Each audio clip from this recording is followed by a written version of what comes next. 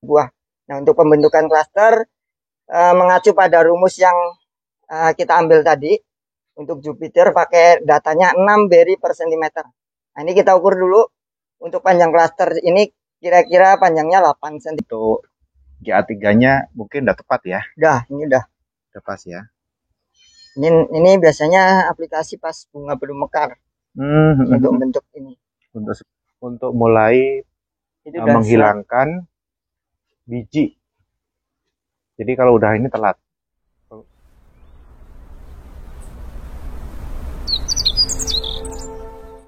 Kali ini kita mau belajar tentang manajemen klaster buah anggur. Ya. Nah, ini kenapa penting? Bagaimana kita membuat dompolan atau klaster buah anggur ini menjadi optimal. Nah, itu untuk tiap varietas itu beda. Kita ambil contoh yang ini. Ini adalah Jupiter. Nah, ini untuk buat acuan ya. Pertama kita pilih dulu klaster yang bagus. Ini buat contoh, ini termasuk klaster yang bagus untuk jenis Jupiter. Nah, ini nanti ke depan akan dijadikan acuan untuk membuat rumus. Rumus di pembentukan klaster itu dari awal sampai gimana supaya nantinya akan terbentuk buah yang seperti ini. Nah, langkah-langkahnya adalah yang pertama, jadi misalnya ini dompolan yang kita jadikan acuan. Kita bisa hitung panjang klaster dan jumlah beri. Nah, ini nanti hubungannya ke jumlah beri yang disisakan setelah penjarangan. Nah, ini kalau melihat klaster ini panjangnya sekitar 16 cm.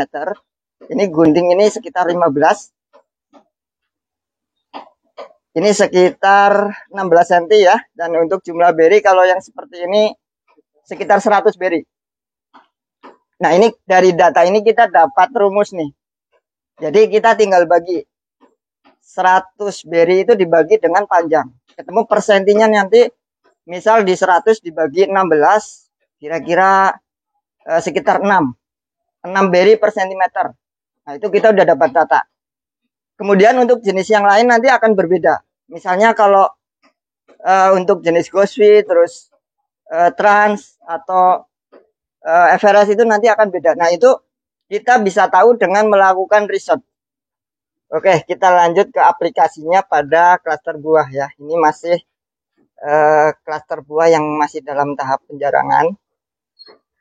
Kita kira-kira lah ya, kira-kira atau diukur boleh. Nah, ini kalau klaster segini, ini panjangnya sekitar 8 cm. Tinggal kita sesuaikan rumus tadi, karena ini jenis Jupiter, itu kita pakai rumus 6 beri per cm. Jadi 8 cm dikali 6. Jadi nanti kita harus menyisakan jumlah beri sebanyak 48 beri untuk klaster sepanjang ini.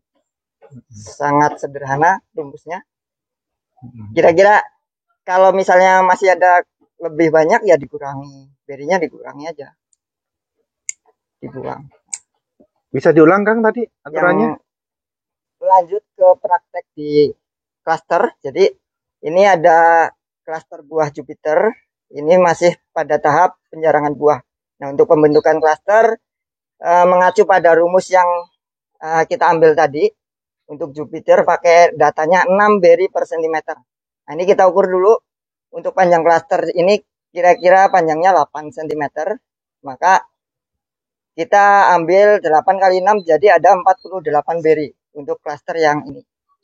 Nanti kalau ada klaster yang lebih panjang, sama diukur panjangnya kalikan dengan rumus. Nah, nanti misalnya untuk penjarangannya kita buat 48, kalau masih lebih banyak kita kurangi sampai ketemu di angka kisaran di 48. Nah, kalau udah pakai rumus itu, insya Allah klaster buahnya nanti bagus-bagus. Apakah setiap buah itu sama? Untuk resikonya? Setiap varietas itu beda. Beda-beda ya? Kita harus ambil data bentuk klaster yang diinginkan sama untuk tiap varietas sama jumlah ininya. Nah itu dari praktek nanti lama-lama ketemu. Jadi nggak sekali itu nggak langsung. Jadi ini tadi berlaku untuk jenis Jupiter ya? Iya. Yang ini Jupiter. Nanti kalau untuk Goswi beda lagi. Tadi Goswi ketemu angka di 4 beri per senti. Jadi kalau untuk klaster segini, untuk Goswi ya di 32 beri. Oke. Ya kalau udah pakai rumus itu, insya Allah nanti untuk klaster buahnya bagus. Dan di quality rasa itu akan lebih bagus. Tentunya dengan perawatan yang optimal. Oke, gitu aja ya. Kang Warso, mumpung di sini nih sama tanya nih. Ini kan untuk Jupe nih ya, untuk Jupe kan saya perhatikan yang dompolan-dompolan ini kan udah ideal ya, yang seperti ini. Cuman ini saya belakangan ini nemuin yang seperti ini Kang, panjang-panjang begini. Ini masih kategori sehat atau kepanjangan tangkai? Ini kalau yang ini cukup. Uh-uh. Ini juga termasuk cukup. Nah ini mungkin bagian bawah yang. Oh ini yang tengahnya ini yang agak. Oke.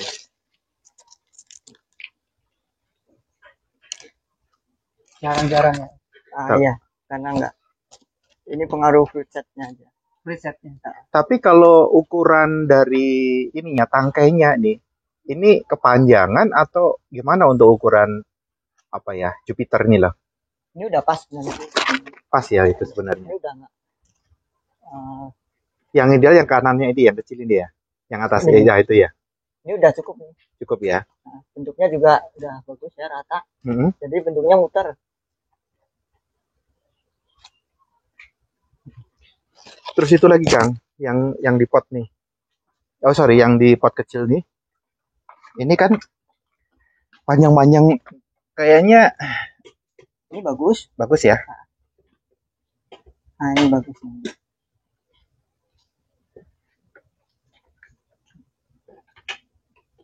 Ini kalau udah gini nih penjarangannya nggak terlalu susah.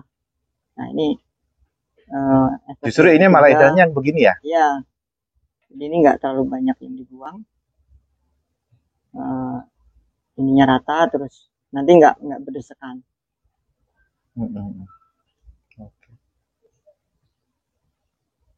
Berarti ini aplikasi untuk GA3-nya mungkin udah tepat ya? Ini udah pas ya. Ini biasanya aplikasi pas bunga belum mekar. Untuk bentuk ini.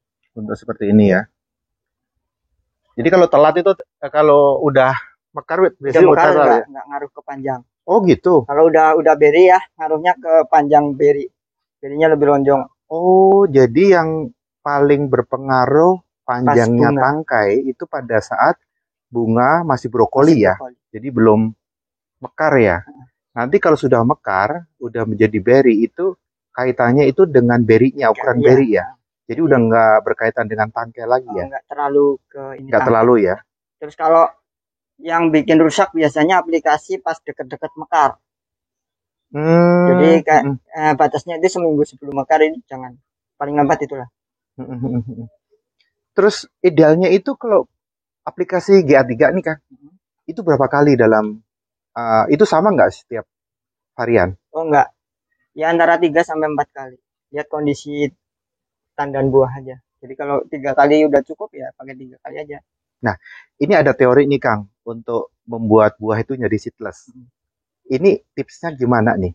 Untuk aplikasi GA3 untuk bikin seedless itu faktornya agak banyak ya. Jadi kadang jadi seedless, kadang enggak. Nah, tapi untuk timing aplikasinya itu di saat bunga sebelum mekar dan saat fruit set. Artinya? Harus di aplikasi saat dari playbloom maupun saat setelah fruit set. Oke, jadi bahasa awamnya Kang, apa itu maksudnya itu? Ya setelah ada berry lah jadi berry. Nah, setelah terbentuk buah ya, sudah terbentuk buah. Jangan terlalu telat.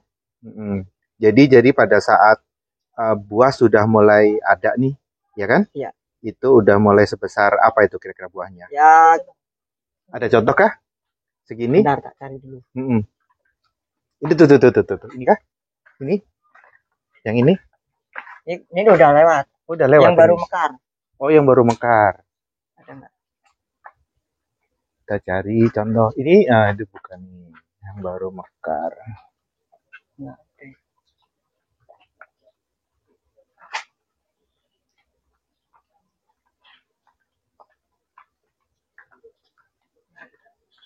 Ini nih ya. Ini nah, itu paling lambat segitu. Kalau untuk seedless. Berarti benar-benar setelah bunga pecah ya, mekar ya. Ya 80% mekar. Oh, 80% mekar. Oke. Ini ada saat untuk mulai menghilangkan biji. Jadi kalau udah ini telat. Penambahan untuk GH3 ya Kang ya? GH3. Seperti ini, pada saat buah seperti ini. Atau 80% buah sudah mulai mau berbentuk, bunga berbentuk buah kecil-kecil. Lagi ini Kang, untuk aplikasi CPPU tadi ya, ini kita langsung melihat berkaitan dengan yang disampaikan di tadi yang dalam teori untuk aplikasi CPPU. Ini bagaimana idealnya? Segini. Oh ini untuk aplikasi CPPU sebesar ini. CPPU adalah zat untuk memperbesar buah ya. Ini. Sebesar ini. Itu berapa kali Kang dalam dua kali? Nah, dari agak besar lagi bisa. Oh, oke. Setelah ini baru setelah ini juga CPPU. Seberapa efektif sah untuk pembesaran itu dengan CPPU itu?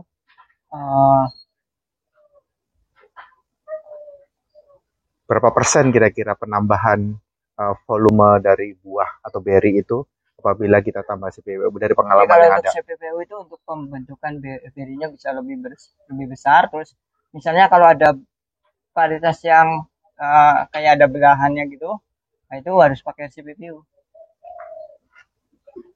Varietas apa? Yang belah kayak furset, terus apa namanya?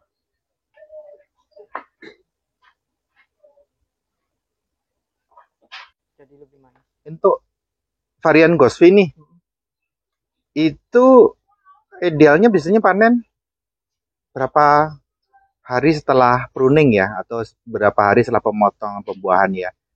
90 hari. Nah, kalau Gosvi itu 90 hari setelah pruning sudah bisa dipanen. Cuman kalau mau rasanya lebih enak bisa ditunda sampai 110 hari. Itu manisnya lebih manis. Terus warnanya lebih gelap. Kebetulan Kang Warso ini kalau untuk Gosvi masternya master. Nah, juaranya juara, jadi beliau yang saya kenal adalah yang paling memahami tentang perasaan dan karakteristik dari anggur Gosvi. Ya kan, Kang? Yoi. Soal rasa gimana, Kang? Rasanya enak dong.